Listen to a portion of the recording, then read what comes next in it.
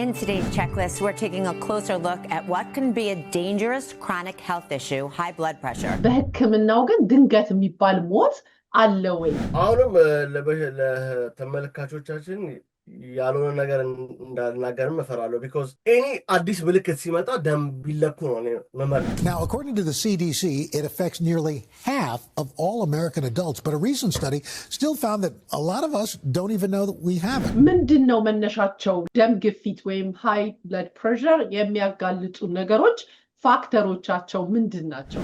በተለይ የታችኛ ቁጥር እንዳልሽው የደም ስሮች ላይ በተለይ ትናንሽ የደም ስሮች ላይ እነዚህ አርተሪዮልስ የሚባሉ አሉና እዛ ላይ ያለውን ግፊት በጣም ነው የሚናግርሽ። እነሱ ደግሞ በተለይ ፋሚሊ ሂስትሪ በጣም ወሳኝ ነው። ቤተሰቦች ደም ግፊት ካለባቸው አመጋገባችን የምናስተካክል ከሆነ ገዳይነት የለውም ማለት እንችላለን።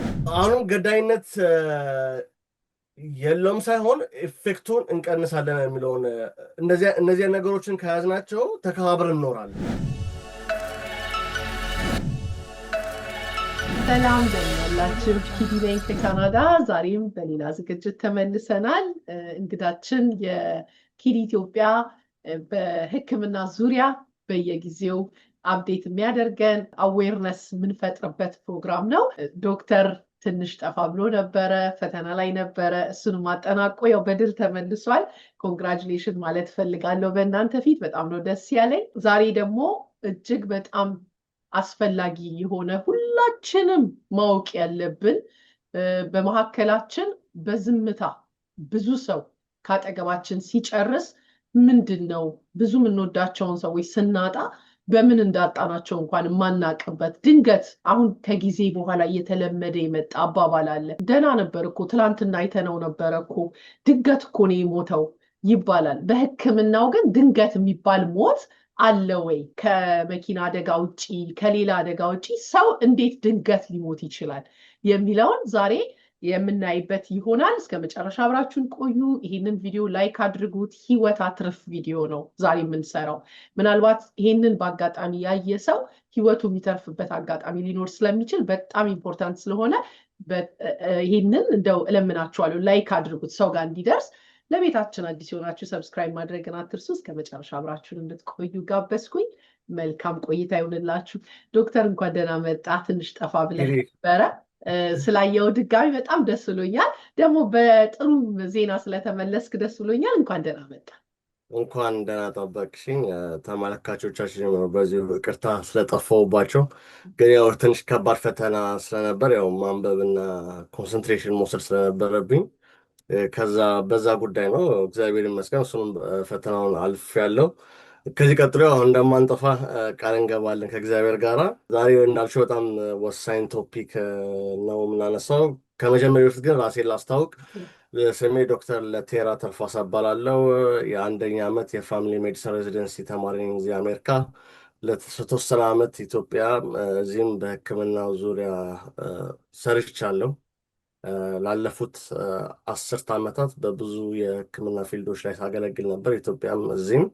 አሁን ያው ትምህርት ላይ ነን። ፋሚሊ ሜዲሲን ፊዚሻን ለመሆን እየተማርኩ ነው። ትልቅና ቻሌንጅ የሚባለውን የመጀመሪያም ፈተና ስላለፍክ በጣም ፕራውድ ኦፍ ዩ። ቀላል አይደለም። ትምህርቱን እያወቃችሁት ያው እዚህ የምትማሩት ለላይሰንሱ ነው እና ኢትዮጵያ ውስጥ ዶክተር ነበርክ፣ አሁንም ነህ ለኛ። ግን አሜሪካኖች ያው የእነሱን ላይሰንስ ለመቀበል ስለምትማር እሱንም መልካም እድል እንመኛለን። በጣም እናመሰግናለን። እንግዲህ መግቢያ ላይ እንደተናገርኩት ሳይለንት ኪለር ወይም ደግሞ ዝምተኛው ገዳይ የተባለውን የሃይ ብለድ ፕሬሸር ወይም ደም ግፊት በአማርኛ የምናነሳ ይሆናል። በተደጋጋሚ ልንሰማው እንችላለን። ግን በጣም አንዳንድ ጊዜ ከኔ ጀምሮ ቃሉን መጠቀም አልፈልግም፣ ግን በሚጠቅሙ ነገሮች ላይ ኢግኖራንት የምንሆንባቸው አጋጣሚዎች አሉ። እነሱ ነገሮች ናቸው ደግሞ ህይወትን የሚያሳጡት። ለምሳሌ ኮመን የሆነ ነገር ሃይ ብለድ ፕሬሸር ኖርማሉ ምንድን ነው ብንባል በጣም ብዙ ነገር ልናቅ እንችላለን የምንል ሰዎች ስንት ነበረ በስንት ነበረ ነው የምንለው። ልክ ስንያዝ ነው ኤክስፐርት የምንሆነው በአንድ ነገር ላይ። አንዳንድ ነገሮች ደግሞ ባንያዝ ይመረጣል። በቀላል ነገር ራሳችንን ፕሮቴክት ማድረግ እየቻልን ከወደቅን በኋላ እጃችን ከተያዘ በኋላ ወይኔ ብሎ መጸጸት ይመጣል። ያ ድጋሚ እንዳይሆን ምናልባት ለዛ ነው ዛሬ የሚሰሙ ሰዎች ህይወታቸውን ሊያተርፍ የሚችል አጋጣሚ ነው እና በድጋሚ እያመሰገንኩኝ ሃይ ብለድ ፕሬሸር ስንል መጀመሪያ ምን ማለት ነው? ምን ያህል ኢምፖርታንት ቢሆን ነው እያንዳንዱ ዶክተር ኦፊስ ስንሄድ በመጀመሪያ እጃችን ላይ ሲታሰርልን ነው የምናውቀው? ለምንድን ነው ያንንስ የምታደርጉት? እንዳልሽ ነው። አሁን በዚህ ዘመን ያው አላቅም ማለት አይቻልም። በጣም የኢንፎርሜሽን ጊዜ ነው። አንሌስ ዊ አር ኢግኖራንት እንዳልሽው ከፈለግን አሁን የምናወራውን እኮ መኪና ውስጥ እየሄዱ ማዳመጥ ይችላሉ። ላይክ ኦዲዮ ላይ አድርገሽ ብዙ ነገር መሰኝበት ጊዜ ነው። ጊዜው የኖሌጅ ጊዜ ነው። ግን ችግሩ ትግበራ ላይ ነው እንጂ ብዙ ሰው ኖሌጅ ችግር አለበት ብዬ አላምንም። ግን መተግበሩ ነው። አሁን በዚህን ጊዜ ሰበብ ማብዛት አያስፈልግም። እንዳልሽው ብዙ አማራጮች አሉ ለመማር። ደም ግፊት እንዴት ነው? አሁን ለምሳሌ ቀላል ብዙ ጊዜ ነገሮችን ስናስረዳ በአናሎግ ማስረዳት ይችላል። ለምሳሌ ጎማ ውሃ አድርገሽ ጎማ አድርገሽ አበባ ሰጥቻለሽ አይደል? እና ልክ እጅሽን ጎማው ላይ ስታረጊ ግፊት ይፈጥራል። ልክ ለምሳሌ ጫፉ ላይ ሄደሽ በደንብ ለማጠጣት ከፈለግሽ እጅሽን ትንሽ ጠበብ አድርገሽ ጫፉ ላይ ታረጊና ውሃው በደንብ እንትን ይላል፣ ያደርሰዋል አበባው ላይ። እሱን አናሎግ ወስደሽ ገላሽሽ ላይ ቧንቧ እንዳለ አስቢ። አሁን ገላሽ ላይ ከልብሽ የተዘረጋ ትልቅ ቧንቧ አለ። ወደ ኩላሊት ይሄዳል፣ ወደ አይን ይሄዳል፣ ወደ ጭንቅላት ይሄዳል፣ ወደ እግር ይሄዳል፣ ወደ ሆድሽ ይሄዳል። ትልቅ ቧንቧ አለ። እሱ ቧንቧ እየጠበበ ሲሄድ ግፊት እየፈጠረ ይመጣል። ልክ እንደዛ ውሃ አሁን ልክ ውሃውን ጫፍሻ ስታረጊው በደንብ ውሃው ይረጫል አይደል?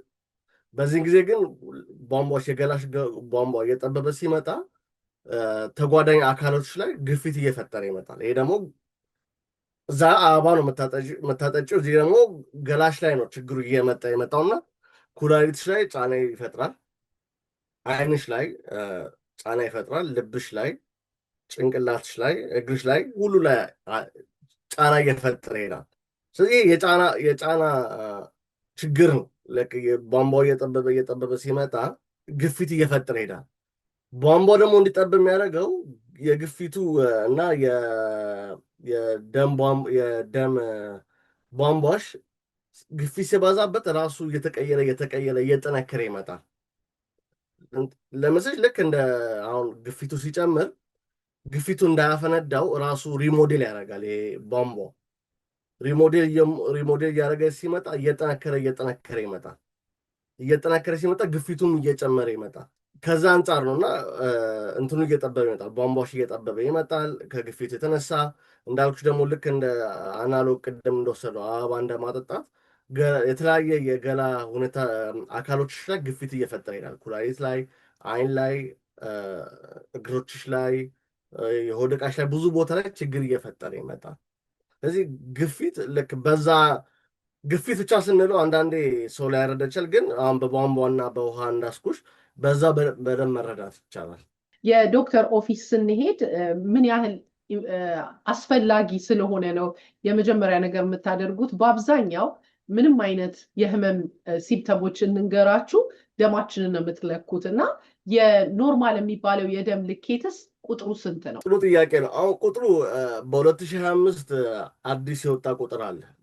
በ2017 የወጣ ሌላ ቁጥር አለ። ቁጥሩን ለምንድን ነው የሚቀያየሩት? ቁጥሩን ብዙ ሰው አሜሪካ ውስጥ አሁን አትሊስት ከ60 እስከ 70% የሆኑ ሰዎች ደም ግፊት አለባቸው። እነዛን ሰዎች ቶሎ ደም ግፊቱ እንዲያዝ ተጓዳኝ ችግር ሳያመጣ ቁጥሩን መቀነስ ነበረበት። የአሜሪካ አሜሪካ ኮሌጅ ኦፍ ካርዲዮሎጂስት ወይም የአሜሪካ የልብ ሕክምና ማህበር ቁጥሩን ዝቅ አደረጉታል። አሁን በ2025 የበፊቱ 140/90 በላይ ነበር የሚሉት ግፊት። አሁን ግን ቁጥሩን አውርደውት ከ120/80 በላይ ካለሽ ደም ግፊት እንዳለብሽ እየተቆጠረ ያለ። አሁን ይሄ በ2025 ያወጡት ኤፕሪል ላይ ነገር ነው ያወጡት ይሄን ቁጥርና አሁን እንደ በፊቱ 140/90 አንጠብቅም። አሁን 120/80 በላይ ከሆነ አንዳንድ እርምጃዎች መውሰድ አለብሽ። ይህን ቁጥር ለምንድን ነው ያሳነሱት? ብዙ ሰዎች ችግር ሳይመጣባቸው በፊት ቀድሞ ለመያዝ ነው። ቢኮዝ ሃይፐርቴንሽን በጣም ሶሳይቲ ላይ ስላለ ቁጥሩን እናወርደውና ቁጥሩን ካወረድነው በኋላ ብዙ ሰዎችን እዚህ ቁጥር ላይ ካስቀመጥናቸው በኋላ ተጓዳኝ ችግር ሳይመጣባቸው በፊት ቀድመን እንይዛቸዋለን ብለው ነው ይህን ቁጥር ያወጡት እና አሁን በ2025 እንዳልኩሽ እንዳወጡት 120/80 በላይ ከሆነ ደም ግፊት እንዳለብሽ ነው የሚቆጠረው። ግን በፊት 140/90 እንለው ነበር። ስለዚህ ይሄ ምንድነው የሚያሳይሽ ህዝቡ ላይ ደም ግፊት ብዙ እንዳለና ብዙ ችግር ስለሚፈጥር ቁጥሩን በማውረድ ችግሩ ሳይብስ በፊት ቅድመ ጥንቃቄ ለማድረግ ብለው ነው ይህን ቁጥር ያወጡት። አሁን ከላይኛው የበለጠ የታችኛው ቁጥር ሲበዛ ሞር ዴንጀረስ ነው ይባላል። በዛውም ምን ማለት ነው? 120/80 ስንል ምንን ነው የሚያሳየን? የላይኛው ምን ማለት ነው? የታችኛውስ ምን ማለት ነው? ጥሩ ጥያቄ ነው። የላይኛው ሲስቶሊክ ብላድ ፕሬሽር ይባላል። የታችኛው ዳያስቶሊክ ብላድ ፕሬሽር ይባላል። ይሄኛው ከልብ አመታት ስርዓት ጋርም ይያያዛል። ያው ዲፕ ለተመልካቾች ሳይሆን ያው ሳይንሳዊ ለማድረግ ሳይሆን ይህን ብላድ ፕሬሸርን ሜንቴን የሚያደርጉት ብዙ ፋክተሮች አሉ።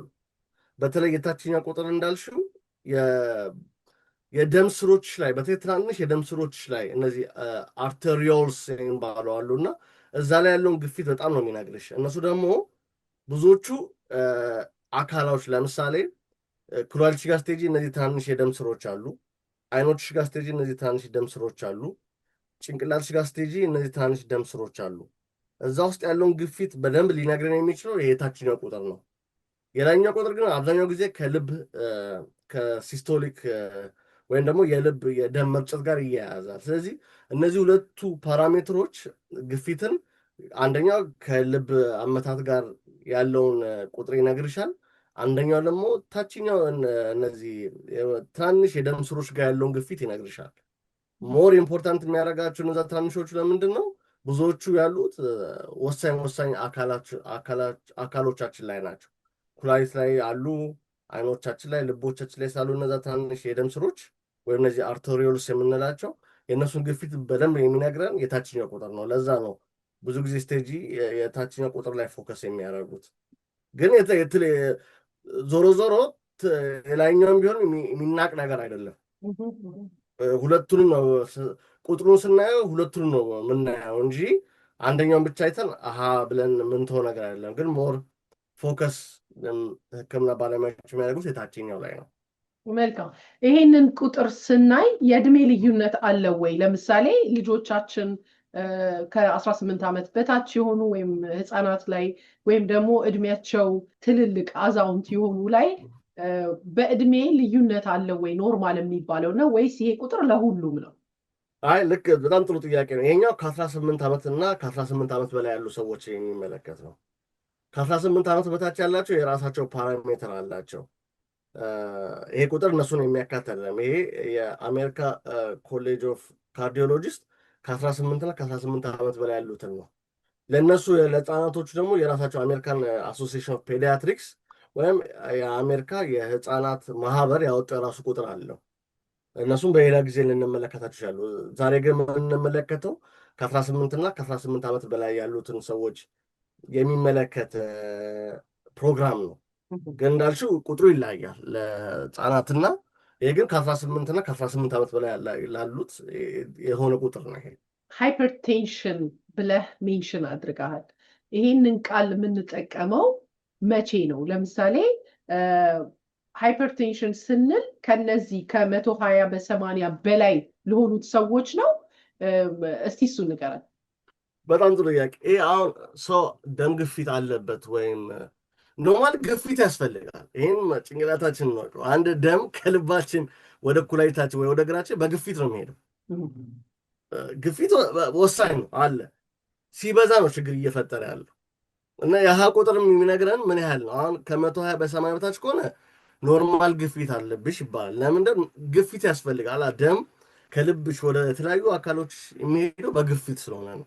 ችግሩ የሚመጣው ከፍተኛ ደም ግፊት ሲሆን ነው። ለዛ ነው ያቺ ቁጥር 120/80 እንደ ቦርደር ላይ የተቀመጠችው። ከዛ በላይ ሲሆን ስቴጆች አሉት። ከ120 እስከ 129 ከሆነ ፕሪ ሃይፐርቴንሲቭ ወይም ቅድመ ግፊት እየጀመረች ነው ብሎ ሐኪምሽ ይነግርሻል።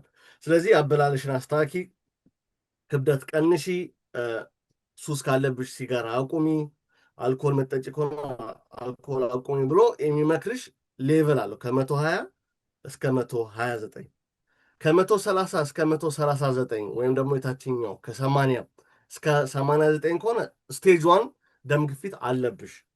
አሁን ዳያግኖስ ተደረግሽ። ኪዲ ከ130 እስከ 139 የላኛው ቁጥር ከሆነ ወይም የታችኛው ቁጥር ከ80 እስከ 89 ከሆነ ስቴጅ 1 ወይም የመጀመሪያው ክፍል የደም ግፊት አለባት ይባላል። ከ140 በ80 በላይ ከሆነ ግን ስቴጅ 2 ወይም ሁለተኛው የደም ግፊት ትልቁ ማለት ስቴጅ 2 ነው። ስቴጅ 2 ደም ግፊት አለብሽ ተብሎ ብዙ ጊዜ ሁለት አይነት መድኃኒት ነው የምንጀምረው ለዚህ አይነት ሰዎች። ለስቴጅ 1 አንድ አይነት መድኃኒት ብቻ ነው የምንጀምረው።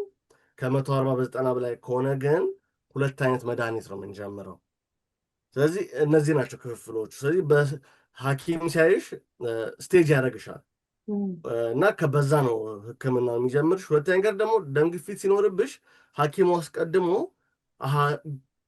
ኪዲ ለምሳሌ ደም ግፊት አለብሽ ሐኪም ጋር ስቴጅ ደምሽን ከላካ በኋላ ከፍተኛ ቁጥር ከሆነ ይሄ የቆየ ነገር ሊሆን ሲሆን ልቧን ቼክ ማድረግ አለብኝ፣ ኩላሊቷን ሽንት ምርመራ ማድረግ አለብን፣ የደም ምርመራዎች ማድረግ አለብኝ ብሎ ቅድመ ለዛ ነው እንደ ዊንዶ የሚያየው። ስለዚህ ቅድመ መከላከል የልብሽን ቼክ የማድረግ የኩላሊትሽን ፋንክሽን ቼክ የማድረግ አይኖችሽን ቼክ የማድረግ ቅድሚያ ዊንዶ ይከፍትለታል። ለዛ ነው ፎከስ የምናደርገው እና እንደቀደም እንዳልሽ ዊንዶ ያለሹ ለዛ ነው ሲያይሽ ሌላ ችግር ሊኖር ስለሚችል ሁሉንም ነገር በደንብ ሊያያት ብሎ ወደ ሕክምና ወደ አይን ሕክምና ይወስድሻል።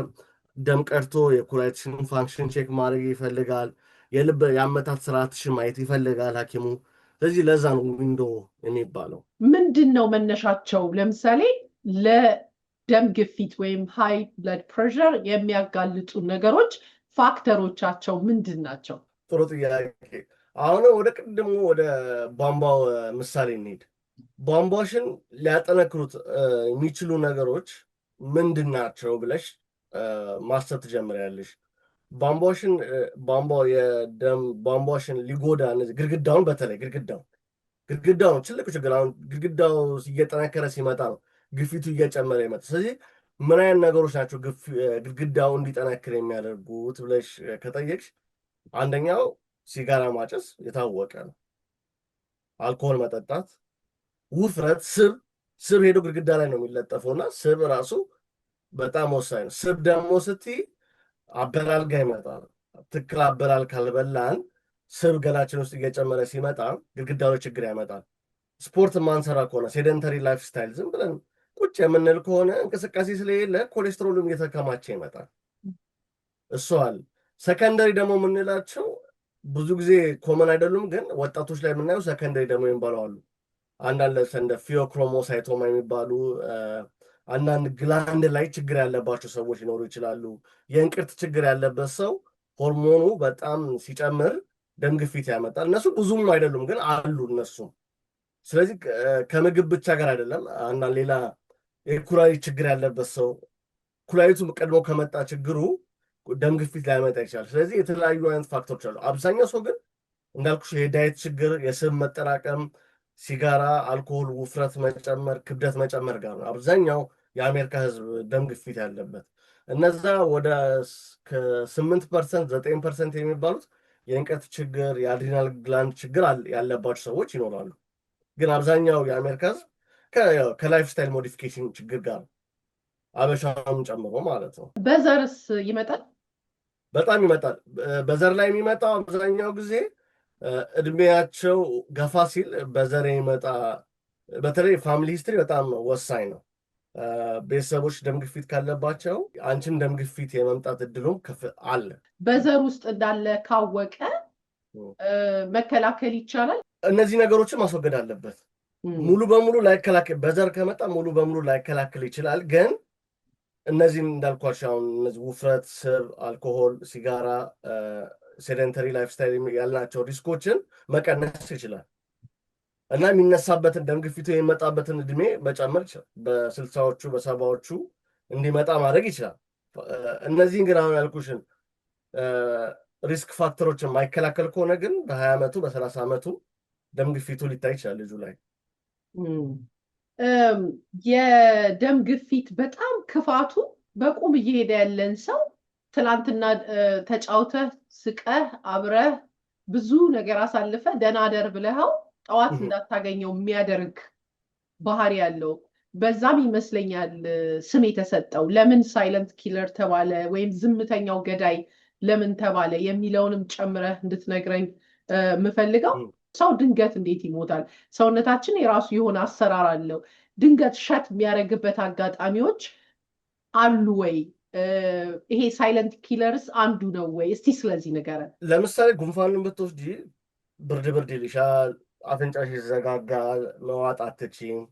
አብዛኛው በሽታዎች ስኳርን ብትዩ ቶሎ ቶሎ ሽንትሽ ይመጣል፣ ቶሎ ቶሎ ውሃ ጠጪ ጠጪ ይሻል፣ ክብደት ስቀንሻል።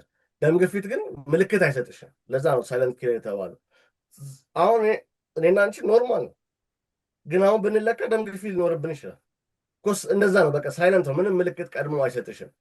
ሜቢ አንዳንድ ሰው ዝም ብሎ ማጀራት ሲመታ ውይ ዛሬ ስራ በጣም ቢዚ ነበርኩ ምናምን ብሎ ቸልተኛ ሊሆን ይችላል። አንዳንድ ሰው ምልክቱ እያለው ግን አቴንሽን ላይሰጠው ይችላል። ግን ለአብዛኛው ሰው ምልክት አይሰጥም። መቼ ነው ምልክቱ የሚታወቀው? ኦርጋን ዳሜጅ ከሆነ በኋላ ወይም አንደኛው አካልሽን ካጣሽ በኋላ ነው።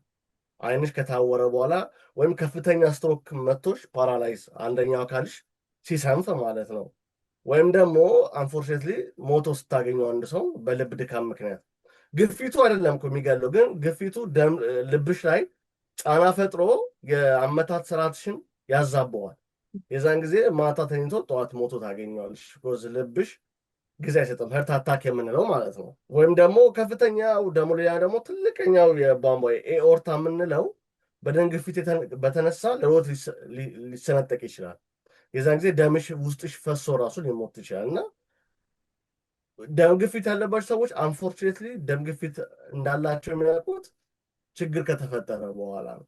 ለዛ ነው የአሜሪካ የህክምና የዩኤስፒኤስቲኤፍ ወይም የአሜሪካ የህክምና አስቀድሞ መከላከል ማህበር አንድ ሰው 18 ዓመት ከሞላው በኋላ ቢያንስ በአመት አንዴ ደሙን መለካት አለበት ብሎ ገድላን ያወጡት።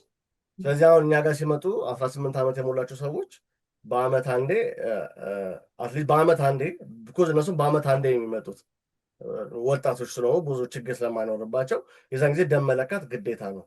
አንዴ ግን ደም ብዛት ካለብሽ ከታወቀብሽ በየ3 ወሩ ነው። ያው ህመምተኞች የምከታተላቸው በየ3 ወሩ ነው።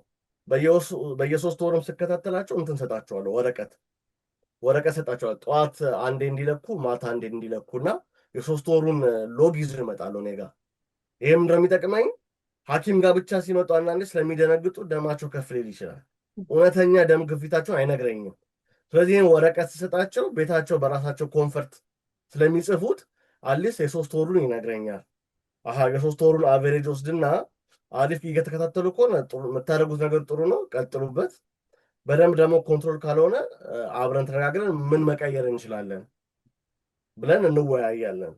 ስለዚህ አትሊስት በአመት አንዴ አንድ ሰው 18 ዓመት ከሞላው አትሊስት በአመት አንዴ መለካት አለበት። ለምን? ምልክት ስለማይሰጥ ደም ግፊት። አንዴ ደግሞ ከተነገረሽ ደም ግፊት አለብሽ ከተባለ አትሊስት በየ3 ወሩ ሐኪምሽ ሊከታተልሽ ግዴታ ነው። ኢቭን ኢንከረጅ ማድረገው ተመልካቾቻችንን የራሳቸውን ብላድ ፕሬሸር ቤት እንዲገዙ እና ጠዋት አንዴ እንዲጽፉ ማታ አንዴ እንዲጽፉ፣ በተለይ ደም ግፊት አለበት የተባለ ሰው እና የ3 ወር ሺቱን ለሐኪማቸው ቢያሳዩት በጣም ብዙ ነገር ለሐኪሙ ይነግረዋል። ለምሳሌ ምልክት የለውም ብለህናል፣ ግን ደግሞ አንዳንድ ጊዜ ማጅራት ነገር ወይም ራስ የመጨምደድ ነገርም ሊኖረው ይችላል ብለህናል። ምልክት የሚያሳይ ከሆነ ግን አንድ ሰው እድለኛ ሆኖ ምን አይነት ምልክት ስናይ ደማችን እንለካ? ለምን ግዴታ በተለይ አሜሪካና ካናዳ ያለን ሰዎች ግዴታ ዶክተር ጋር ራሱ መሄድ አይጠበቅብንም። በየፋርማሲው ወልማርት፣ በየቦታው ሄደን ራሳችንን መለካት ነው። አለካኩንም በዛው ትነግረናለህ እንዲህ አይነት ቦታ ሄደው ሲለኩና። እስቲ ምን አይነት ምልክት የሚያሳየው ምልክት ይኖራል ሲያሳይ? አሁንም ለተመልካቾቻችን ያልሆነ ነገር እንዳልናገርም እፈራለሁ። ቢኮዝ ኤኒ አዲስ ምልክት ሲመጣ ደም ቢለኩ ነው መመርጠው። ስፔሲፊካሊ አሁን ከነገርናቸው አይ እንደዚህ ላይሆን ይችላል ብለው ሊዘናጉ። ቢኮዝ እኛ በተፈጥሮ ሰዎች መዘናጋት ባህሪ አለ ሁሉም ሰው ላይ። በተለይ ኢሚግራንቶች ለሕክምናችን ብዙ ተቀኞች አይደለንም፣ እንደ ፈረንጆች አይደለም። ይሄ ምንም ስለማየው በስራዬ ነው የምልሽ። አዲስ ምልክት ሲመጣ ደማቸውን የለም። እኔ እንደዛ ነው የማስቀምጠው። እኔ አዲስ ምልክት ያልነበረብሽ ከዚህ በፊት አዲስ ምልክት ስታይ ደምሽ መለካት አለበት። ሪጋርድለስ ጨመደደሽም ሆነ አዲስ የሆድ ህመምም ከሆነ እግሮችሽም አዲስ ህመም እግሮችሽ ላይም ካለ እኔ አዲስ ህመም ወይም እኔ አዲስ ምልክት ያልነበረብሽ ካለ ደምሽ ቢለካ ነው እኔ ኮምፈርተብል መሆነው። አንድ ሲምተም ከነገርናቸው እንዳይዘናጉ ፈራለሁ። ቢኮዝ ያህን ብቻ ምልክት ማየት ብቻ እንዳይሆን ማለት ነው። ግን እንዳልሽው አንደኛው ምልክት አንዱ ለምሳሌ ማዣት መጨንደድ ነው፣ ከፍተኛ ራስ ምታት። ለዛ ነው ኤኒ አዲስ ራስ ምታት፣ ኤኒ አዲስ እግር መጨንደድ ወይም ኤኒ አዲስ የደረት ህመም ካለ ደማቸውን ቢለኩ እኔ ደስተኛ ነኝ። ወደ መፍትሄው እንሂድና የሚድን ነው ሙሉ በሙሉ አንፎርቹኔትሊ የሚድን በሽታ አይደለም። ግን ምንድነው አንዴ መድኃኒት ላይ ከተቀመጥሽ በኋላ መድኃኒቱን መቀነስ ይቻላል፣ በጣም ማውረድ ይቻላል። ለተወሰነ ጊዜ መድኃኒቱን ማቆም ይቻላል፣ በጣም ጥሩ ከሐኪምሽ ጋር በመነጋገር እንጂ አንዴ ልክ አሁን ስኳር አንዴ ከመጣ አይደለም። ክሮኒክ የምንላቸው ለዛ ነው። እነዚህ አሁን ክሮኒክ ኢልነስ የምንላቸው ስለማይሻው አንዴ ሰው ካለበት ለተወሰነ ጊዜ ዝም ሊል ይችላል እንጂ ሙሉ በሙሉ አይደለም። ለዛ ነው ጉንፋን ለምሳሌ አኪዩት ኢልነስ ነው። በ3 ሳምንት ውስጥ ወይ በ2 ሳምንት ውስጥ ተሽሎሽ ብርቱካንም ጁስ ጠጥተሽ እነዚህ ህመም ማስታገሻ መውሰደሽ ይሻልሻል። ኢንፌክሽንም ቢሆን ለምሳሌ የሽንት ቧንቧ ኢንፌክሽንም ቢሆን ሐኪምሽ ለ5 ቀን ለ7 ቀን ይሄን መድኃኒት ዋጭ ይልሻል። ከዛ በኋላ ይሻልሻል። እነዚህ የሚሻሉ ናቸው። ደም ግፊት፣ ስኳር የመሳሰሉ ክሮኒክ የምንላቸው ምንድን ነው? እድሜ ልክ አብሮሽ ከአንቺ ጋር የሚኖሩ ናቸው። እድሜ ልክ ከአንቺ ጋር ስለሚኖሩ ጸባያቸውን እያወቅሽ ትሪት ማድረግ አለብሽ። መድኃኒት ላይ ከሆንሽ ጥሩ፣ ለምሳሌ ስፖርት ምትሰሪ ከሆነ ክብደትሽ በጣም እየቀነሰ ከሆነ ሐኪምሽ ከአንቺ ጋር ተነጋግሮ መድኃኒቱን በጣም ሊያወርደው ይችላል። ከ2 ወደ 1፣ ከ1 ወደ ግማሽ፣ ከግማሽ ወደ ሩብ እያወረድን ልንሄድ እንችላለን። ለተወሰነ ጊዜም ላትወስጂውም ትችያለሽ። በጣም አሪፍ ከሆነ ይሄ እንደ ሐኪሙ ጃጅመንት ይለያያል።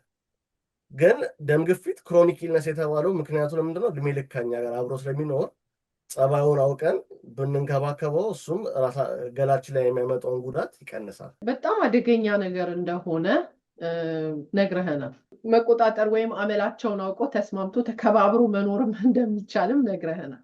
በጣም የኛ የሀበሾች አመጋገብ ደግሞ እንደምታውቀው ነው። በጣም ብዙዎቻችን የምንወደው ቅቤው ሞቅ ያለ ክትፎ፣ እንደገና ደግሞ አልኮሆል ከበላህ በኋላ ደግሞ አልኮሆል ግድ ነው እንዴ?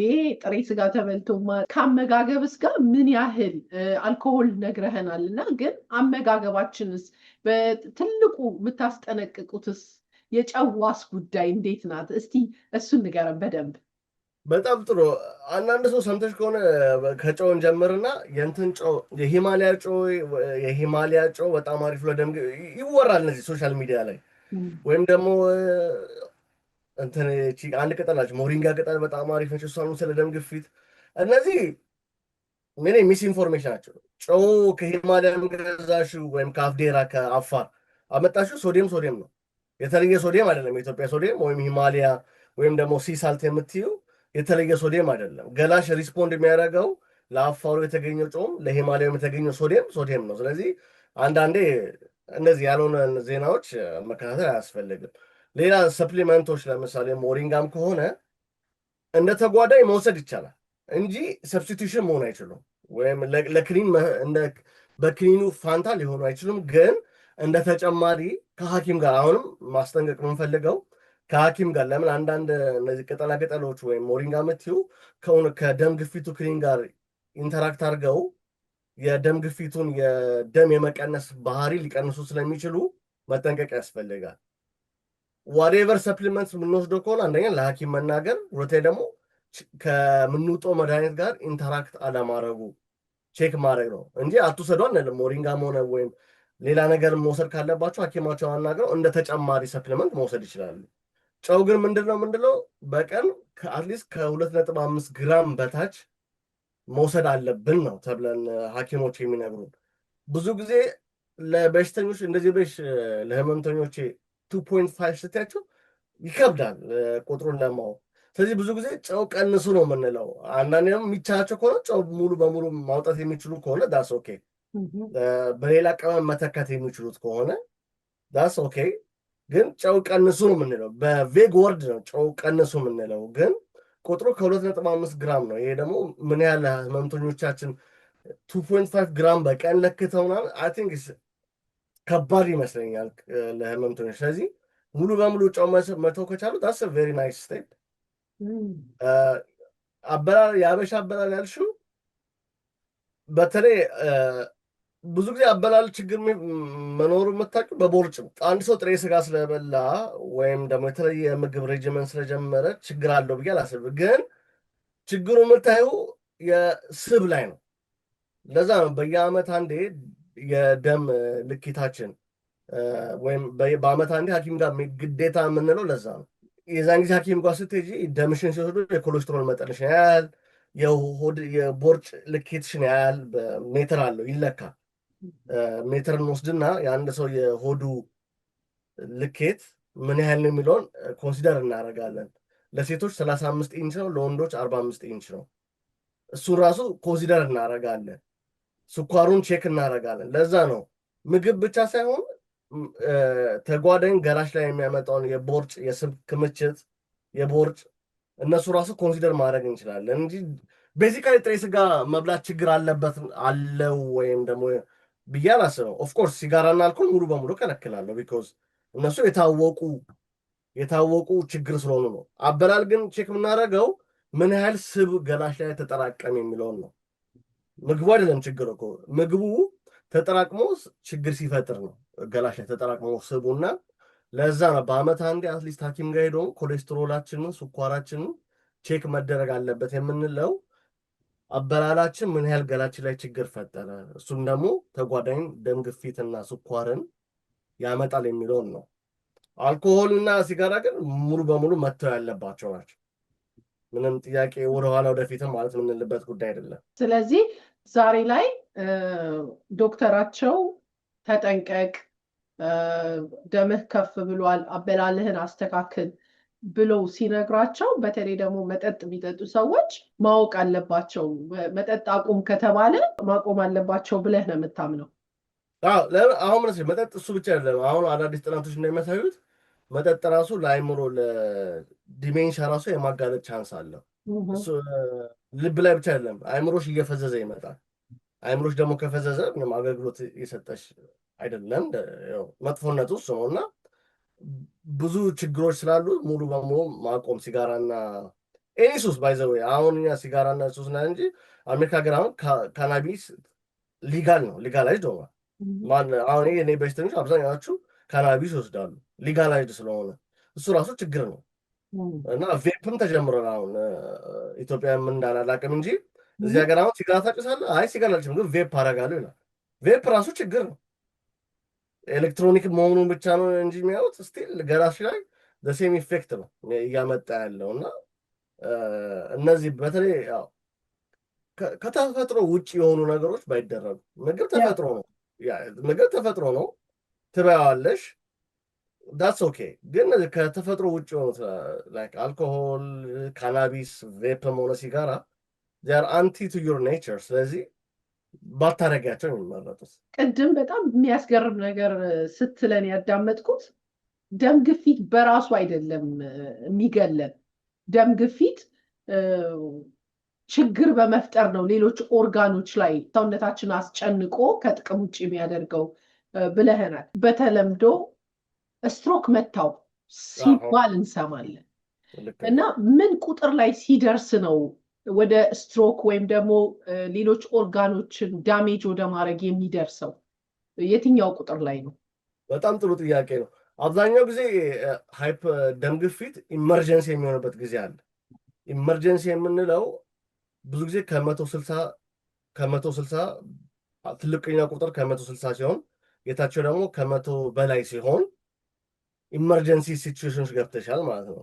ኢመርጀንሲ ሃይፐርቴንሲቭ ኢመርጀንሲ የምንለው በማንኛውም ሰዓት በዛን ጊዜ ደም ሊፈስሽ ይችላል ጭንቅላትሽ ውስጥ፣ ልብሽ ስርዓቱን ሊያቆም ይችላል አመታቱ፣ ወይም ሳምባሽ ላይ ውሃ ሊጠራቀም ይችላል። እና ወደ ቶሎ ያን ቁጥር መቀነስ አለብን። አትሊስት ምንድነው የሚባለው በመጀመሪያው 1 ሰዓት ውስጥ 25% መቀነስ አለበት ብለን ነው አሁን ድንገተኛ ክፍል ህመምተኞች ሲመጡ በአንዴ ወደ ታች አላወርደውም። ኤክሴፕት የተወሰኑ ስትሮክ ወይም ደግሞ አኦርቲክ ደስኬሽን የተወሰኑ ኮንዲሽኖች ካልሆኑ በስተቀር በ1 ሰዓት ውስጥ አትሊስት 25% ማውረድ አለብኝ። ለምን ጭንቅላት ኦልሬዲ የለመደው ደም መስጠት በዛ ፕሬሽር ስለሆነ በጣም ካወረድኩት ሌላ አይነት ስትሮክ ያመጣል። ስለዚህ ቀስ ብዬ ነው ማወርደው። በ1 ሰዓት ውስጥ 25% አወርደዋለሁ። ሌላ ግን ለምሳሌ በስትሮክ ከመጣ ወይም ደግሞ አኦርቲክ ደስኬሽን የምንላቸው ወይም የልብ ጋር ኢሹ ከመጣ አንዳንዴ ቶሎ የማውረድ ባህሪ አለ። ቶሎ እናወርደዋለን። ግን ከስትሮክ ጋር ማለት እነዚህ ከስትሮክ ውጭ ጋር ግን ከሆነ ግን ቀስ ብለን ነው የምናወርደው። ለምን ገላሽ የለመደው ደም ግፊት በዛ ነው አዳፕት ያደረገው እና በአንዴ ባናወርደው ይመከራል። ግን አሁን እንዳልሽው ከ160 ትልቁ ሲበልጥ የታቸው ደግሞ ከ100 ሲበልጥ ቶሎ መቀነስ አለብን። አለዛ ኤኒታይም አይንሽ ሊጠፋ ይችላል። ጭንቅላትሽ ውስጥ ደም ፈሶ ስትሮክ ሊመታሽ ይችላል። እንዳልሽው ልብሽ አመታቱን ስርዓት ዘይቤ ሊቀይር ይችላል። ወዲያው ልትሞቺ ትችላለሽ እዛው። ወይም ደግሞ እንዳልኩሽ ኩላሊትሽ አክቹዋሊ ከሁሉም አካልሽ ኩላሊትሽ ጠንካራ ነች። በአንዴ በዚህ አይነት ቁጥር እንትናት ግን ችግሩ ምን መሰለሽ እነዚህ ሰዎች አንቺ ጋር ሲመጡ ላለፉት 10 ዓመታት ደም ግፊት ነበረባቸው። ስለዚህ ኦርጋናቸው ኦልሬዲ ዳሜጅ ነው። በአንዴ ዛሬ ተነስተሽ አይደለም 160 ደረሰና ኢመርጀንሲ በአንዴ እንደዛ የሚል ነገር አይደለም። እነዚህ ሰዎች ላለፉት 10 ዓመታት ደም ግፊት ኖሮባቸው ሳይለንት ስለሆነ አላወቁትም። ዛሬ ግን 160 በላይ ስለሆነ ምልክት ሰጣቸው። ብዥ ማለት ጀመረ። አይኔ ወይ ከፍተኛ ራስ ምታት አለብኝ ድንገተኛ ክፍል ሊድ ሲባሉ የዛን ጊዜ ደም ግፊት ለመጀመሪያ ጊዜ ይሰማሉ። ለምንድነው? ላለፉት 10 ዓመታት ወይም ሐኪማቸው ጋር አልሄዱም ወይም ቼክአፕ አላደረጉም ቤታቸው ቅድም እንዳልነው ገዝተው ወይም ደግሞ አንዳንዴ በተሳሳተ ኢንፎርሜሽን ደም ግፊት እኮ ትላልቅ ሰዎች ፋይን ምንም ነገር ደም ግፊት የለብኝም ወይም አለበት ተብዬ 6 ዓመት ግን በስፖርት ቀነስኩት ብለው ያልሆነ አሳምሽን ውስጥ ይገባሉ። እና ኢመርጀንሲ ሲሄዱ እነዚህ ሰዎች ላለፉት 10 ዓመታት ብላድ ፕሬሽር ስለነበረባቸው ኦልሬዲ ዳሜጅ ያደረገው አካል አለ። ወይም አይን ላይ ችግር ፈጥሮ ወይ ልብ ላይ ችግር ፈጥሯል ወይም ደግሞ ጭንቅላትሽ ላይ ኦልሬዲ ፕሪ የሆኑ ችግሮች እየፈጠረ ነው። ስለዚህ ለመጀመሪያ ጊዜ ደም ግፊት ድንገተኛ ክፍል ይነገራቸዋል። ግን ያቺ ቁጥር 160 ከመቶ በላይ ሃይፐርቴንሲቭ ኢመርጀንሲ ስለምንላት ቶሎ ማውረድ አለብን ደም ግፊቱን እንደ ሐኪሞች። ስለዚህ ደም ግፊት ቀድመን ካወቅነው በየዓመቱ ቼክአፕ የምናደርግ ሰዎች ከሆንን ወይም እድሜያችን ከተወሰነ ዓመት በላይ እየጨመረ ሲመጣ ኮንሽንስ ሆነን አመጋገባችን የምናስተካክል ከሆነ ገዳይነት የለውም ማለት እንችላለን። አሁን ገዳይነት የለውም ሳይሆን ኤፌክቱን እንቀንሳለን የሚለውን እነዚህ ነገሮችን ከያዝናቸው ተከባብረን እንኖራለን። በዛ መልኩ ብንይዘው ይሻላል። ሙሉ በሙሉ ገዳይነት የለውም ማለት አንችልም። ቢኮዝ ስቲል አንዳንዴ ኮንትሮል ማድረግሹ አንዳንዴ ችግር ሊፈጥር ይችላል። ግን እነዚህ ለምሳሌ ክብደት ከቀነስን በጣም ቼክአፕ ካለን አበላላችን ካስተካከልን ደባል ሱሶች ካቆምን ሐኪማችን የሚለውን ነገር በደንብ ከሰማን ፊዚካሊ አክቲቭ ስፖርት አሁን ሪኮሜንድ ብናደርገው በሳምንት 150 ደቂቃ ያህል ወይ 150 ሚኒትስ ፐር ዊክ ወይም በሳምንት 150 ደቂቃ ስፖርት መስራት አለበት። ላክዠሪ አይደለም። ስፖርት ወሳኝ ነገር ስለሆነ ነው ኢንከሬጅ ብናደርገው። እኔ አሁን አዲስ የጀመርኩት ምንድነው በቀን ሊፍት አልጠቀምም።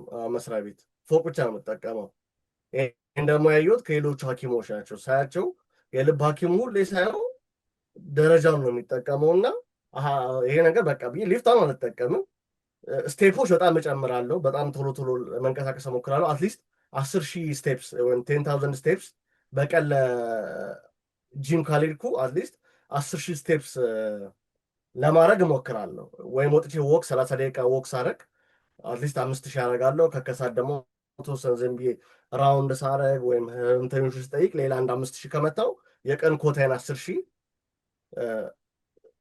ስቴፖች እንትን አደርጋለሁ ኢን አደርጋለሁ። ስለዚህ ስፖርት በጣም ወሳኝ ነገር ነው፣ ምንም ጥያቄ የለውም። እነዚህን ካደረግናቸው ተከባብረን ኖረን ብዙ ዕድሜ ልኖር እንችላለን፣ ኢፌክት ሳያመጣ። አዘንደር ዘዴ 80-90 ስንሞላ ገላችንን ፍራያል እየሆነ ስለሚመጣ ትንሽ ደም ግፊትን ችግር ሊፈጥር ይችላል። ግን አትሊስት እነዚህ ድንገተኛ ሞት የምንላቸውን በደም ግፊት የተያያዘ ነገሮችን ልናስቀር እንችላለን። ለዛ ነው 80-90 ዓመት ላይ በትንሽ ደም ግፊት ልትሞቺ ትችላለሽ። ስለዚህ ቀጥተኛ አልገደለሽም ማለት አልችልም፣ ግን ቢያንስ እስከ 80 እስከ 90 ዓመት ተከባብረሽ ትኖሪያለሽ። ያው ኢመርጀንሲውም ላይ ስላተኮረን ልክ ነው።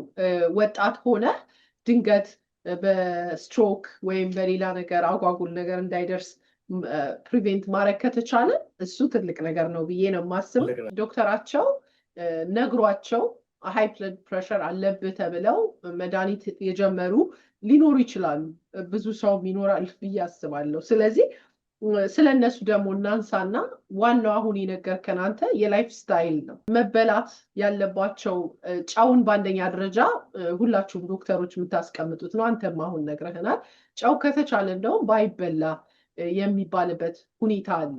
ለብለድ ፕሬሸር እኮ ይሄ ምግብ ጥሩ ነው፣ ይሄ ፍሩት ጥሩ ነው፣ ይሄን ነገር ደግሞ አስወግዱ፣ ቅባት አታብዙ ይባላል በልምድ። እስቲ እሱን አንተ ንገረን። የሚመረጡና የማይመረጡ ምግቦች አሉ። በጣም ልክ ነሽ። ምንድነው ፍሩትና ቬጂቴብል በጣም ቆንጆ ናቸው። በተለይ አሁን የፖርሽናችን አሁን ትልቁ ነገር ምንድነው ፖርሽናችን አንድ ሳህን ላይ ምን ያህል ፐርሰንቱ ቫይታሚንና ሚነራል ምን ያህል ፖርሽኑ ቬጂቴብልና ፍሩት ነው፣ ምን ያህል ፖርሽኑ ፕሮቲን ነው፣ ምን ያህል ፖርሽኑ ደግሞ ካርቦንሃይድሬት እና ምን ያህል ፖርሽኑ ፋት ነው የምንለው ለተመልካቾቻችን እነግራቸዋለን፣ እንለጥፍላቸዋለን። ግን የፖርሽን ፊዲንግ በጣም ወሳኝ ነው ለደም ግፊት። በተለይ እነዚህ ፍሩትና ቬጂቴብልን ስታበዥ በጾም ጊዜ ታውቂያለሽ ክብደት ራስሽ ይቀልሻል። ለምንድን ነው? ስቦች ስለተውሽ ክብደትሽ እየቀነሰ ይመጣል። ክብደትሽ ደግሞ በየ10 ኪሎ ስቀንሽ ደም ግፊትሽ በሁለት ይወርዳል። ፎር ኤቭሪ 10 ኪሎ ስቶርጂ ደም ግፊትሽ በሁለት እየወረደ ይመጣል። በ20 ሲሆን በ4 እየወረደ ይመጣል። እና እሱ ለተመልካቾቻችን እንለጥፍላቸዋለን እነዚህ ፔጁ ላይ። ግን እነዚህ ፍሩትና ቬጂቴብል ስታበዢ አዲስ ነገር ሆኖ አይደለም፣ ክብደት ስለሚያስቀንሱሽ ነው። ሰላጣ ለምሳሌ ሞር ሰላጣ ስታበዢ ፋይበር ስላለው ሆድሽን ያዝ የማድረግ ባህሪ አለ። የዛን ጊዜ ያዝ ሲያደርግሽ ብዙ ካሎሪ የለውም ምግቡ ራሱ ሰላጣ መትዩና ቲማቲም ሆድሽን ያዝ በማድረግ በሌላ መልኩ የምታገኙ ካሎሪ እንዳትወስጂ ስለሚያደርግሽ ኦቨርታይም እነዚህ ግሪኖችን ስታበዢ ጎመን፣ ሰላጣ፣ ጥቅል ጎመን እነዚህ ነገሮች ወይም ደግሞ ምስር፣ ድንች ስታበዣቸው ኦቨርታይም ክብደትሽ እየቀነሰ ይመጣል። በተቃራኒ ደግሞ በየቀኑ ስጋ የምትበይ ከሆነ ደም ግፊት ያመጣል። አሁን ደግሞ ጥናቶች እንደሚያሳዩት ካንሰርም የኮሎሬክታል ካንሰርም አንደኛው ሪዝን ስጋ ማብዛት ነው። ስለዚህ ጭራሹም ምንድነው የምንለው ስጋ በሳምንት አንዴ ሁለቴ። የእኛ ሰው አንዴ ጾም ሲፈታ ወይም ለ55 ቀን አሁን ፋሲካ ጾም በየቀኑ ነው ስጋ የሚበላው ለ55 ቀን። እሱ እኔ አልመክርም። አትሊስት ጾምን ቢፈታ አትሊስት ባላንስ ማድረግ ወሳኝ ነው። ለምሳሌ ነጭ ምግቦች አሉ፣ ነጭ ዳቦዎች። ስለሱም ጨምረ ንገረን። ካርቦንሃይድሬት ስለሚጨምሩ ናቸው እነዚህ። ያው ፓስታ፣ ዳቦ፣ ነጭ ሩዝ የምንላቸው እነዚህ ካርብ ፋሚሊዎች ክብደት በጣም ስለሚጨምሩ ነው። ክብደት ደግሞ ሲጨምር እንዳልኩሽ ስብም ይጨምራል። ስብ ሲጨምር ደግሞ ቅድም እንዳልነው የቧንቧዎች ላይ ችግር እየፈጠረ ይመጣል። ስለዚህ በተቻለ መጠን የሚገርምሽ እነዚህ ካርቦች በጣም አዲክቲቭ ናቸው። እኔ አንዳንዴ ዳቦ ካልበላው ሞት የሚመስላቸው ሰዎች አሉ። አንድ ሰው ማውቀው አለ፣ ተኝቶ ሊቀሰቅሱት ነበር ትኩስ ዳቦ ሲጋገር። ሽታው በቃ በጣም አዲክቲቭ ነው። እኛ አይመስለንም። ነጭ ነገሮች ግን በጣም አዲክቲቭ ናቸው። ፓስታ በጣም አዲክቲቭ ነው። ስኳር በጣም አዲክቲቭ ነው። እና እነዚህ አዲክቲቭ ኔቸር አላቸው። ኢቨን የሚገርምሽ እነዚህ ምግብ አምራቾቹ ራሳቸው አዲክቲቭ እንዲሆን አድርገው ነው ኬሚካሉን ፕሮሴስ የሚያደርጉት። ቢኮዝ ኢትስ ኦል አባውት ቢዝነስ። ዘሞር ዳቦ ስገዢ ዘሞር ቢዝነስ፣ ዘሞር ካርብ፣ ዘሞር ፓስታ አዲክቲቭ ማድረግ አለባቸው ሞር ገበያ ላይ እንዲገዙ። እና አዲክቲቭ ኔቸር አላቸው። እነሱን ቀስ በቀስ በአንዴ ማስወገድ ባይቻልም አትሊስት ፖርሽን ማድረግ፣ ሙሉ በሙሉ ተው ማለት ቪዚብል አይደለም። ስለዚህ ምንድነው አትሊስት ፓስታ ማብላት ወይም ካርብ ካማራቸው በሳምንት አንድ ቀን ወይ 2 ቀን አትሊስት ስኬጁል አድርገው። አሁን ስኬጁል ነው። ስንቶቻችን ናቸው ዳይቶቻችን ስኬጁል የምናደርገው እንደ ፋሚሊ? ለምሳሌ እንደ ፋሚሊ ተቀምጠሽ ሰኞ እራት አሳ ነው። በተለይ በአሜሪካ እኛ ጋር ብዙ አሜሪካም ካናዳም ዩሮፕም ያለነው ሰዎች እነዚህ ነገሮች አትሊስት እንደ ልቦቻችን ማግኘት ስለምንችል ስኬጁል ብናደርግ ሰኞ ምሳ ምስር፣ ቁርስ ፕሮቲን ብቻ ወይም እንቁላል፣ ማክሰኞ ቁርስ አንበላም ወይም እንደዚህ ስኬጁል ካደረግ ነው በጣም ቀላል ነው። አንደኛው ጫናውም ማሰቡንም አታስቢም፣ ቢኮዝ ኦልሬዲ ስኬጁል ስላለሽ። ስጋም ከሆነ በሳምንት ስጋ፣ ሐሙስ ማታ ስጋ፣ በቃ ዳስ ላይክ ኦልሬዲ ጭንቅላትሽም ሴት ስላደረግሽው ስኬጁል ነው። ኬክ የሚወድ ሰው ለእኔ አሁን ኬክ እወዳለሁ። አትሊስት ኬክም በወድ ምንድነው ማድረገው ቤት ውስጥ ኬክ አለማስገባት፣ ግን በሳምንት አንዴ እንደ ፋሚሊ ሄደን እዛ ቦታ ላይ ያ ነገር ኮንሱም ማድረግ። አንዳንዴ ምንድነው ባላንስ ነገሮች ስቲክ ማያደርጉት ምንድነው ባላንስ እናጣለን። ሐኪም አንድ ነገር ሲነግርሽ ባላንስ ካጣሹ ላይፍም ባላንስ ሁሌ እኔ እንደምለው ላይፍ ባላንስ ያስፈልገዋል። ባላንስ ስለሚያስፈልገው እንዴት ነው ይህን ነገር ላይፋችን ውስጥ ኢንኮርፖሬት አድርገን ለብዙ ጊዜ ሊቀር የሚችለው? የሚያምረን ነገር ይኖር ይችላል፣ ሙሉ በሙሉ አተው አንልም። ግን ምንድን ነው ባላንስ አድርገን ቤት ውስጥ መግባት የሌለባቸው ነገሮች ከሆኑ እዛ ውጭ ሄደን በሳምንት አንዴ ወይም ወራይቨር በ2 ሳምንት አንዴ ወይ በወር አንዴ እዛው ኮንሱም ማድረግ በቃ አለቀ እና ቤት ውስጥ አይገባም። አምሮታችን እዛ ተወተናል። አትሊስት ዘ ኔክስት 29 days ወይም ዘ ኔክስት 6 days we gonna eat healthy and actually we gonna exercise። ስለዚህ ይህ ነገር አፕሮች ማድረግ ያለብን አይ ቲንክ እኔ ፐርሰናሊ እንደ ፋሚሊ መሆኑ ለአካውንታብሊቲ አሪፍ ነው። ልጆቻችንም ሄልዚ ላይፍ ስታይል ከኛ ይማራሉ። እዚህ እንደ ፋሚሊ ስናደርገው ቀላል ነው። አንድ የኢትዮጵያ ኮሜዲያን አርቲስት በቅርብ ያጣ ነው። ቤተሰቦቹ ወይም ባለቤቱ ስትናገር በዚህ በደም ግፊት ድንገት ጥሩ ነበረ፣ ግን ድንገት እንደገና ይሄ ሐኪም አታድርግ ያለውን አትብላ ያለውን ጓደኞቹም ጋር ድግስም ጋር ሲሄድ እንደምታውቀው ነው። አረ ምንም አይልህም። ለምን አሁን ቅድም እንደተነጋገር ነው ሰውነት አያጎልም፣ መልክ አያጠፋም፣ አቅም አያሳጣም። በውስጥ ጸጥ ብሎ ሰው የሚጨርስ በሽታ ነው እና ምንም አይልህም ምናምን ሲባል ሼም ይዘሃል። ደግሞ ላለመለየትም ትፈልጋለህ። አንተም ደግሞ ውስጥ ህመም አይሰማህም። ስለዚህ እውነትም ምንም የማይልህ ስለሚመስል መጠጡንም ቅባቱንም ምኑንም አንድ ላይ ድብልቅልቅ አድርገን ቤት እንገባለን። ከዛ በኋላ ይሄ የምናየው ድንገተኛ ሞት ይፈጠራል እና እውነት እንደው ለምሳሌ አንድ ሰው ተጠንቅቆ መድኃኒቱን እየወሰደ ሐኪም ያለውን እያዳመጠ ኤክሰርሳይዝ እያደረገ ምግቡን ባላንስ አድርጎ ድግስ ላይ ተገኝቶ አንድ ቀን ግን የት አባቱ ስና ብሎ እስከ አገር ቤት እንደምንለው ጢም ቢራው እስከሚዞር ጥጥት አድርጎ ምግቡንም በልቶ ቢተኛ ምን ያህል አደጋ አለው? አሁን ድግስ ላይ የሚሰሩ ምግቦች አንቺ ያማከሩ ጨው አይደለም። ለድግሱ ነው እንጂ ኦኬዲ ደም ግፊት ስላለባት ተብሎ አይደለም የሚሰራው። አትሊስት ግልጽ መሆን ያስፈልጋል። አይ እኔ ሐኪሜ ደም ግፊት አለብህና ጨው ተጠንቀቃለኝ ብሎ አትሊስት ግልጽ ሆኖ መናገር ያስፈልጋል። አሚን አደረገ ዘዴ ለራስሽና ለቤተሰብሽ ነው የምንኖረው። አንቺን ስታጪ ምን ያህል ከኋላ ያሉ ልጆችሽ እንደሚጎዱ፣ ባለቤትሽ እንዴት እንደሚጎዳ አደረገ ዘዴ ሰው አልቅሰው ነገ ይረሳሻል። ግን ያንቺን ገፈት የሚቀምሰው ፋሚሊዎችሽ ናቸው። ስለዚህ አንዳንዴ ማይንድፉል መሆን ያስፈልጋል። ለሰው ብለን የምናረጋቸው ነገ አንድ ነገር ብንሆን አልቅሰው ለቅሶ ላይ አልቅሰው ይረሱሃል። ባንዴ የሚረሱ ላይ ሌላ ነገር አይምሯችን ኦኩፓይ ስለሚያደርግ ያሳዝናል። ነፍሲ መብሎ ይረሳል። ግን ገፈቱን የሚቀምሱት ማናቸው? ባለቤትሽ፣ ልጆችሽን፣ የራስሽ ፋሚሊ ናቸው። እና አንዳንዴ ልጆችን ቅድሚያ ማምጣትና ፋሚሊዎችን ቅድሚያ ማምጣት በጣም አስፈላጊ ነው። የአቲቲዩድ ጉዳይ ነው። ላይክ እዚህ ጋር አስተምረኔና አንቺ ወይም ተናግረን ምንተው አይደለም፣ ግን ሰው ራሱን ማወቅ ያስፈልገዋል። መጠጥም ቢሆን ሶት ጉድ አንፎርቹኔትሊ እኛ ጋር ብዙ ድግስ አለ በሚካኤል ስም በገብርኤል ስም አለ። ግን እዛ ላይ ደግሞ መጠጦች ይቀርባሉ። አንፎርቹኔትሊ ሰው ደግሞ ይጠጣል። ምንም አይልህም እየተባለ እኔ አልስማማበት።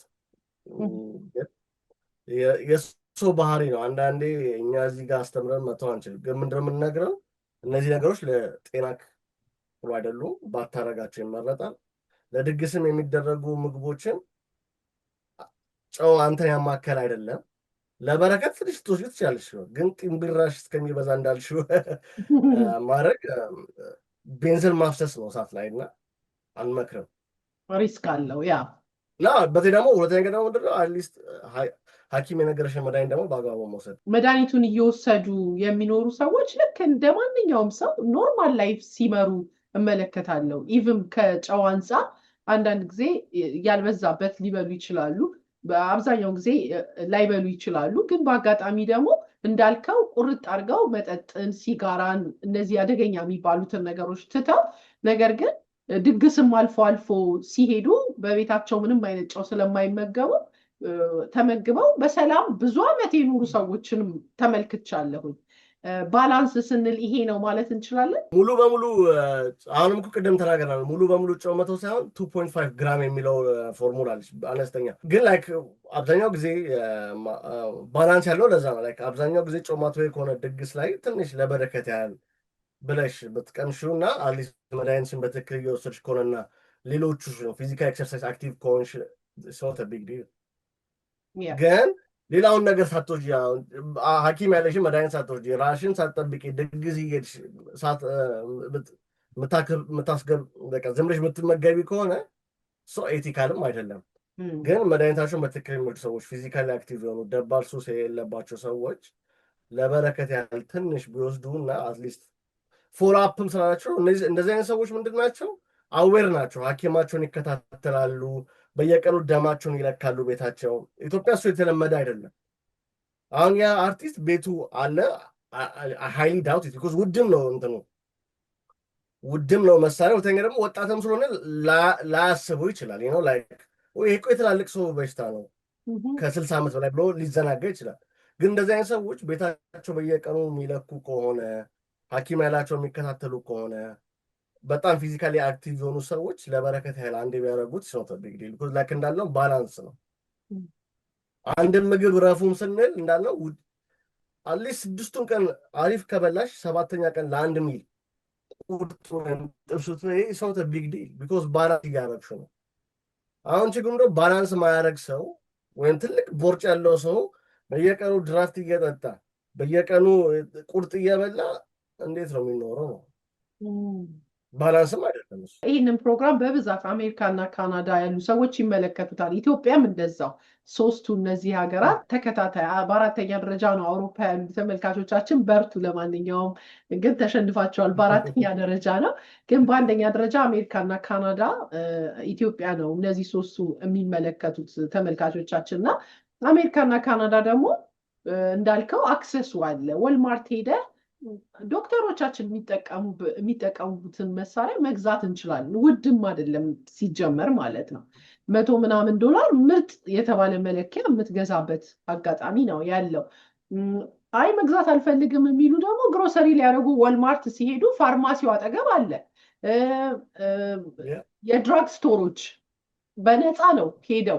ነገር ግን እዛ ላይ ዩቱብ ላይ ተመልክተው እንዴት ነው መለካት የምንችለው የሚለውን ማድረግ የሚችሉበት ሁኔታ አለ። እዛ መለኪያው ላይ የታዘብኩት ነገር አለ። ሮጠህ ስትሄድ መንገድ ላይ ስለሄድክ ወይም ደግሞ ቡና ጠጥተህ ከሄድክ ደምህ ሊጨምር ይችላል የሚል ሁኔታ አለ እና ቡናስ ምን ያህል ጫና አለው? ስንለካስ እንዴት እንለካ? ማለት ቁጭ ብለን ተረጋግተን የሚለውን ደማችንን በዛች ወቅት ከፍ ሊያደርጉ የሚችሉ እና ሊያስደነግጡን የሚችሉ አጋጣሚዎች አሉ ወይ? በጣም ጥሩ። ይህም ቅድም እንዳለው ነው። ሐኪም ጋር ስትሄጂ ሐኪም ጋር ሄደሽ ስትለኪ ሐኪም ክፍል ውስጥ ብቻ በመሆንሽ አንዳንድ ሰው በጣም ስትረስ ይሆናል። ስለዚህ የዛን ጊዜ ያለው የደም ልኬት ላለፉት 3 ወራት እንዴት እንደነበር አይነግረኝም። ለዛ ነው ለህመምተኞቼ ሎግሺት የምሰጣቸው። በየቀኑ ቤት ቁጭ ብሎ ሪላክስ አድርገው በራሳቸው ኤንቫይሮንመንት ለክተው ጠዋት 1 ማታ 1 ጠዋት 1 ማታ 1 አድርገው የ3 ወሩ እንዲያመጡልኝ አቬሬጁን ስለማይ ነው።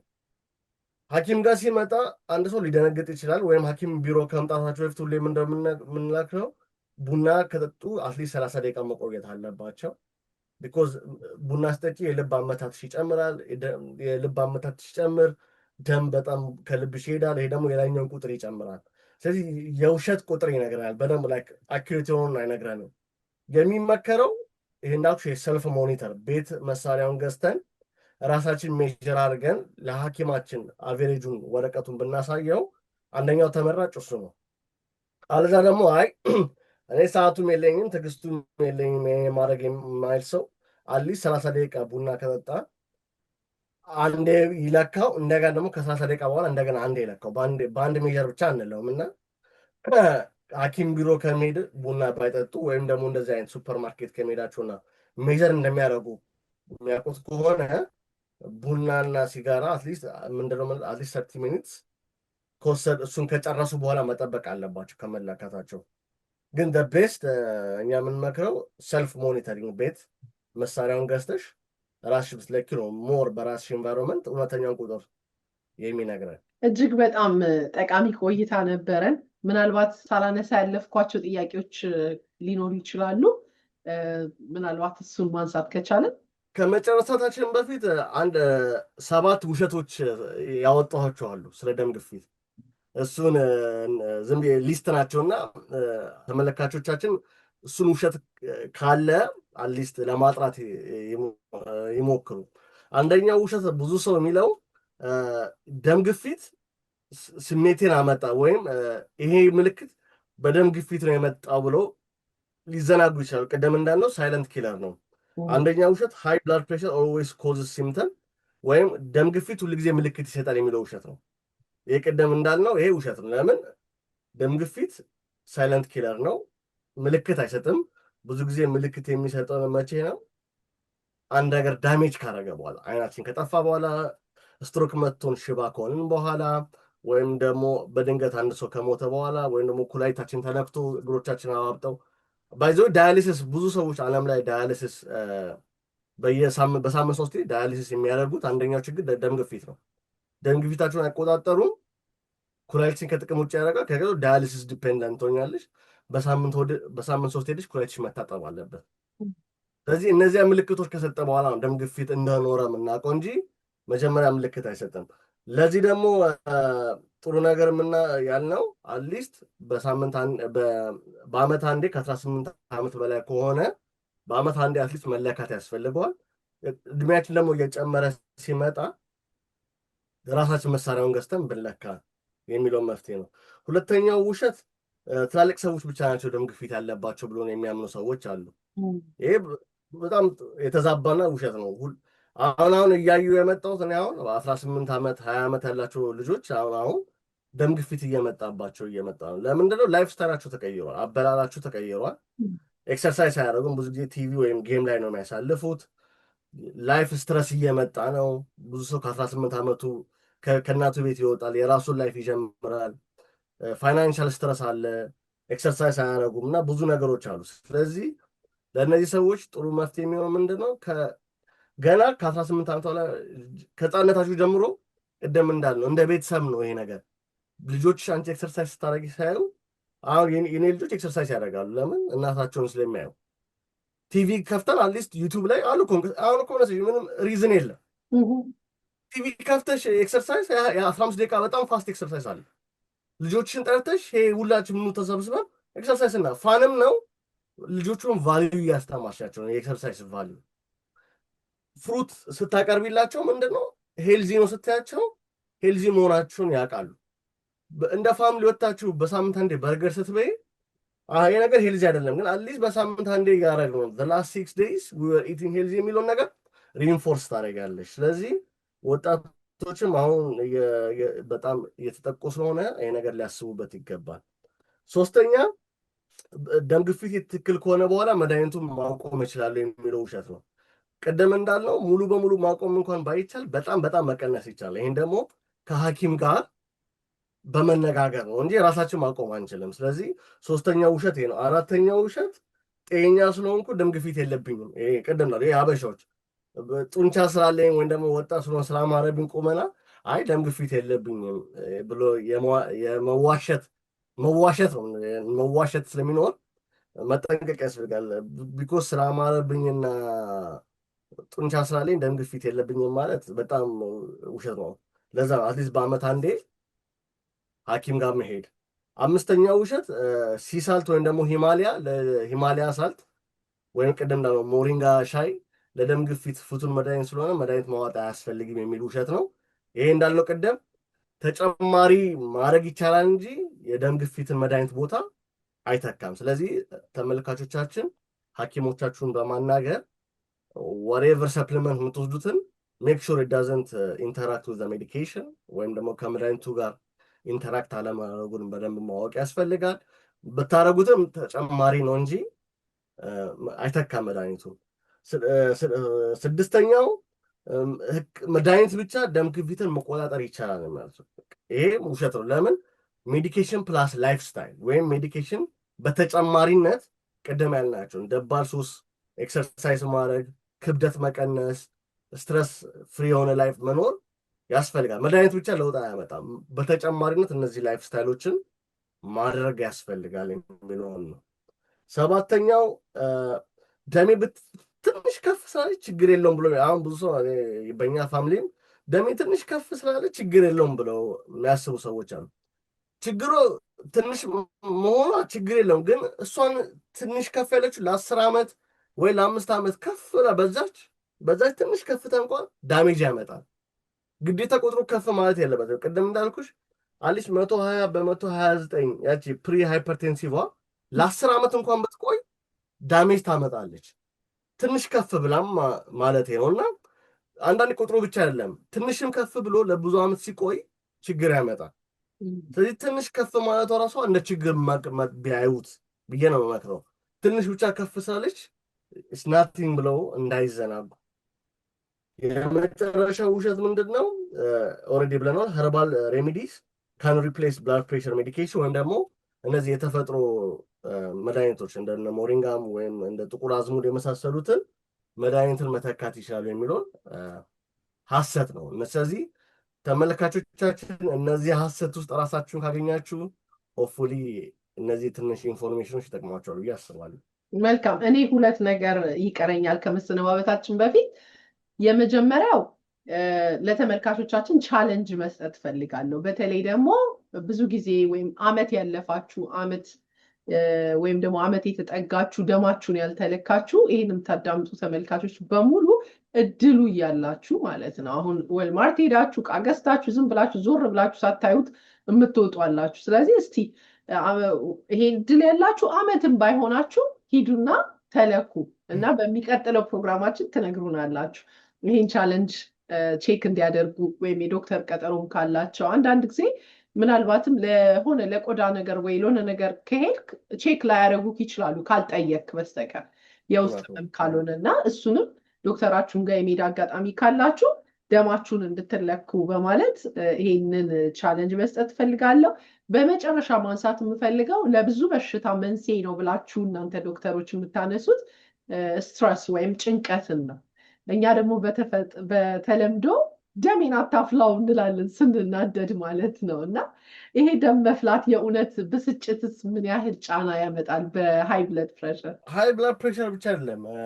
አሁን ስትረስ ኢስ አሶሺየትድ ዊዝ ሎት ኦፍ ኢልነስ ከካንሰር ጋርም የተያያዘ ነው። ለምን አሁን ጡት ካንሰር ሴቶች ላይ በጣም እየበዛ ነው። ሴቶች ደግሞ በጣም ስትረስ ሊሆኑ ናቸው። አሁን በተለይ በእኛ ጄኔሬሽን ስራም ይሰራሉ፣ ልጅም አለ፣ የትዳርም በጣም ብዙ ስትረስ ስላለ ስትረስ ለደም ግፊት ብቻ አይደለም። ስትረስ ኢዝ ኖን አስ ሪስክ ፋክተር ለካንሰር፣ ለስኳር፣ ለደም ግፊት፣ ለልብ ህመም፣ ለብዙ አይነት ነገር የተጋለጠ ነው ስትረስ። እንደዚህ ነው ብሎ ማስረዳት አይቻልም። ስትረስ ሳይኮሎጂካል የሆነ ችግር ነው ስትረስ። አትሊስት ምንድነው ስትረስ የምትቀንሽባቸው መንገዶች አሉ። ኢት ኩድ ቢ ኤክሰርሳይዝ ኢዝ ዋን ኦፍ ዘ ጉድ ፎርም ኦፍ ስትረስ ሪዳክሽን፣ በጣም የታወቀ ነው፣ ሪኮመንድ እናደርጋለን። ብሪዚንግ ቴክኒኮች አሉ። ጆርናል ማድረግ፣ ከሰው ጋር መነጋገር፣ ሶሻል ላይፍሽን ማዳበር፣ እነዚህ ሁሉ ለስትረስ መድኃኒቶች። ይሄ አክቹዋሊ ስትረስ የራሱ ፕሮግራም እንሰራበታለን። ግን እንዲያውቁ የምንፈልገው ስትረስ ለብዙ ነገር ያጋልጣል ኢንክሉዲንግ ካንሰር ኤንድ ሃይፐርቴንሽን። ስለዚህ አትሊስት ሳም ኦፍ ዘ ዌይስ ሚቲጌት ማድረግ የሚቻለው እንደተነጋገርናቸው ኤክሰርሳይዝ በማድረግ ኢንሄሌሽን ብሬዝ ማድረግ፣ አስፈላጊ ደግሞ ከሆነ ሳይኮሎጂስት ጋር ሄዶ መነጋገር፣ እነዚህ ሁሉ መፍትሄዎች ናቸው። እና ስትረስ ያው ለብቻ ፕሮግራም እንሰራበታለን። እሺ ኦልሬዲ ይሄ ህመም አለባቸው የተባሉ ሰዎችም ልክ እንደ ጨው የሚያስጨንቃቸውን ነገር ቢያስወግዱ መልካም ነው ብለህ ታስባለህ? በጣም ራሳችንን መጠበቅ። ይሄ እውነት ለመናገር ይሄ ህመም አንዳንድ ሰዎች ይሄ እኮ የሀብታም በሽታ ነው ሲሉ እናዳምጣለን። ከምን ተነስተው እንደሆነ አሁን ነው የተረዳሁት አንተ ስትነግረን። ለምን ራስን መንከባከብ፣ ራስን መውደድ፣ ሞር ላይክ ላይፍ ስታይል ላይ መቀየር እና ለራስ ትኩረት መስጠትን የሚጠይቅ ህመም ስለሆነ ነው ብዬ ነው የማስበው። ተመልካቾቻችን ከዛሬ ፕሮግራማችን እጅግ በጣም ብዙ ግንዛቤ እንዳገኛችሁ ምንም ጥርጥር የለኝም፣ እኔ ስላገኘው ማለት ነው። እንደውም እኔ አሁን ይህን ፕሮግራም ከጨረስኩኝ በኋላ የመጀመሪያ ነገር የማደርገው ደሜን መለካት ነው፣ እየቀለድኩ አይደለም። ስለዚህ ማወቅ ያስፈልጋል። ካለማወቅ በትንሽ ነገር መዘናጋት የእኛንም የምንወዳቸውን ሰዎች እናጣለን እና ግንዛቤ የሚያስፈልገው ለዛ ነው። ግንዛቤም ለማስጨበጥም ባለሙያዎችም የምናቀርበው ለዛ ነው። ነገር ግን ግንዛቤው አዳምጠነው ስልካችንን ስናጠፋ ወይም ቴሌቪዥናችንን ስናጠፋ ዋጋ የለውም። በማዳመጥ የሚሆን ነገር የለም። እመኑኝ፣ በማዳመጥ ቢሆን እኔ ብዙ ኤክሰርሳይዝ ፕሮግራሞችን በማየት 20 ኪሎ በቀላሉ ቀንስ ነበረ። ግን ከማዳመጥ በኋላ ወደ ተግባር መሄድ ስላለብን ነው እና ትኩረት አድርጉ ለማለት ፈልጋለሁ። በእኔ በኩል ጥያቄ ጨርሻለሁ። አንተ የምትጨምረው ነገር ከሌለ? ጥያቄ ካላቸው ኮሜንት ላይ ይጻፉልን። እኛም ደግሞ በተቻላችን መጠን ለመመለስ እንሞክራለን። በሚቀጥለው ፕሮግራማችን አትሊስት አንድ የተወሰነ ዌብ ፔጅ ወይም ኢሜይል እንከፍትና ሰዎች ያላቸውን ጥያቄ በዛ ኢሜይል ላይ እንዲጽፉልን እናደርጋለን። ኢንጌጅ እንዲያደርጉ በጣም ይሄ በጣም ትልቅ እርዳታ ነው ብዬ ነው የማስበው። በጣም ነው የምናመሰግነው ተመልካቾቻችን። ዛሬ እጅግ በጣም የሚገርም ግንዛቤ የሚያስጨብጥ ፕሮግራም ነው የነበረን። ለዛም ትልቁን ምስጋና ለዶክተር ማቅረብ እፈልጋለሁ። ጊዜውን ሰጥቶ አመቻችቶ በዚህ ቢዚ ላይፍ አሜሪካ ላይ ከቤተሰቡ ከልጁ ከስራው ቆጥቦ ለእኛ ይህን ጊዜ ስለሰጠን እጅግ በጣም አድርጌ ላመሰግን እፈልጋለሁ። በሚቀጥለው ፕሮግራም ደግሞ በሌላ ግንዛቤ የሚያስጨብጥ ማህበረሰባችን ውስጥ ምንድን ነው ኩላሊት ነው ወይስ ደግሞ ቅድም ኮልስትሮ ብለን ያነሳ ነው ስትረስ ነው፣ ብዙ አይነት ያላነሳናቸው አሉ መጠንቀቅ ያለብን እና ከሱ ውስጥም ተመልካቾችም ምናልባት ይሄንን ብትነግሩን ይሄንን ብታስተምሩን የምትሉትም ዶክተር እንዳለው ከታች በኮመንት አስቀምጡልን። ስለነበረን ጊዜ እጅግ በጣም አድርገን እናመሰግናለን። አብራችሁን እስከዚህ ደቂቃ ስለቆያችሁ በሌላ ዝግጅት እስከምንገናኝ ቸር ቆዩ።